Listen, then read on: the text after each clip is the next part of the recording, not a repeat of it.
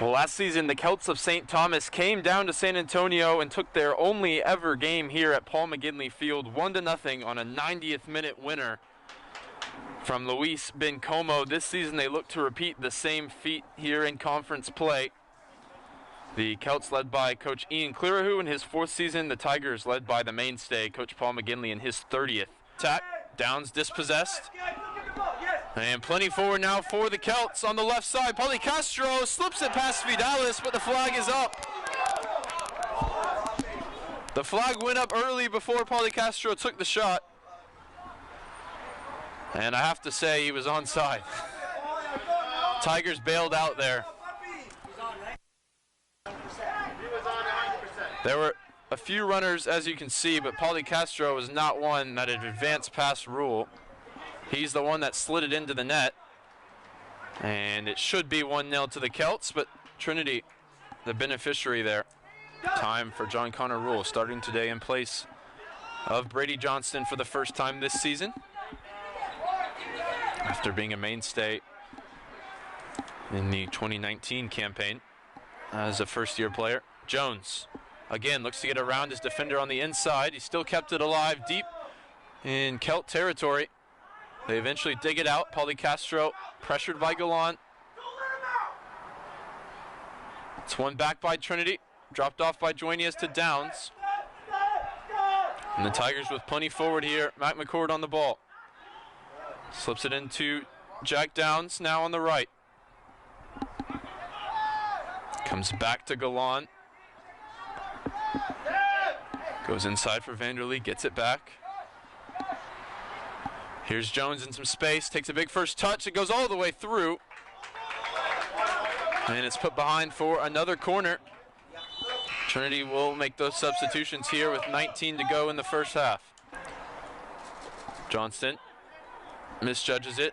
Simon also unable to clear, and now the Celts come forward. A shot from distance for Wilberth Araujo is harmlessly wide. They had numbers in the attack there.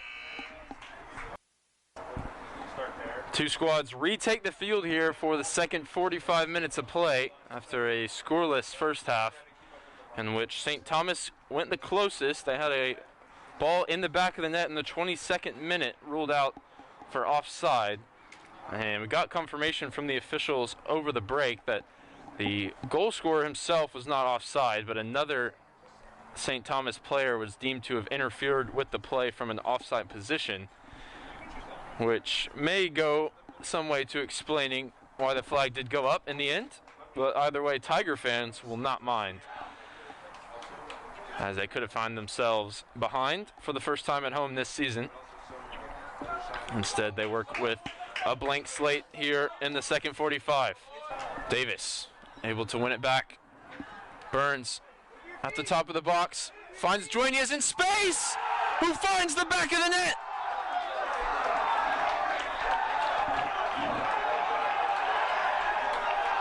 Burns to Duenas, and Trinity double their lead here. Davis, the footwork of Fraser Burns, and the finish from Phil Duenas. Nothing that Rodrigo Lasso could do about it. Goal for Trinity number 13, Phil Duenas. And if Coach McGinley thought that the first half was the best they've played all season, he's got to be loving the second half here. All kinds of space for Downs in the center circle. Out to the left for Adji. Adji at full tilt, goes past one. Plenty of runners in the area. Goes off of Velos. May break for Burns at the edge of the box. It's still not cleared. And eventually, Rodrigo Lasso falls on the ball. It was a big chance for Trinity to put the nail in the coffin. Great driving run from Adji. And it was intended for Burns. It flicked off Velos. Burns' shot eventually saved. Back in real time, Downs has poked it through for Mitchell, who stayed on side. Cut back across for Burns! He assisted the second, and he scores the third. Instant impact for Mitchell off the bench. He sets up the ball on a platter for Burns, who made no mistake, and Trinity are flying here in the second half. Looks off the defender.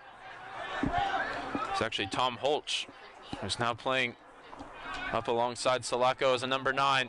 That means they're light at the back as Mitchell slides it through for Jesus Velos. He could seal it, and he does!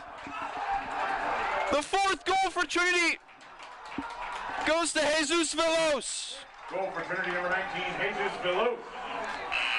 Another assist for Mitchell, a perfectly weighted through ball. And Velos kept his composure and tucked it into the back of the net.